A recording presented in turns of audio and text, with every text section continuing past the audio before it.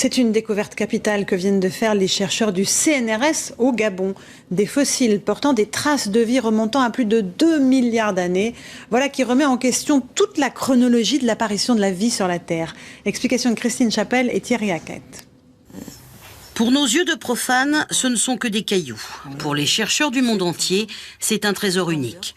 La preuve de l'apparition de la vie multicellulaire sur Terre, 1,5 milliard d'années plus tôt qu'on ne le pensait. C'est en faisant des études sur une carrière du Gabon qu'une équipe du CNRS découvre ces fossiles.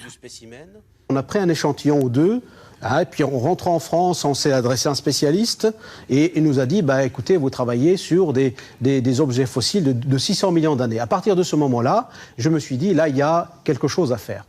En effet, un fossile de 600 millions d'années piégé dans un sol de 2 milliards d'années, il y a forcément une invraisemblance. Et Arnaud, on vient te voir avec une pièce. Il a alors fallu procéder à des mesures beaucoup plus poussées, comme avec ce scanner tridimensionnel. Et la plus doute possible, ce vestige remet en cause toute notre chronologie. Car si l'on estime l'apparition de la première cellule il y a 3,5 milliards d'années, les preuves de formes de vie complexes que nous avions jusqu'ici dataient de 600 millions d'années. Le fossile gabonais fait donc reculer la datation de l'apparition de la vie multicellulaire.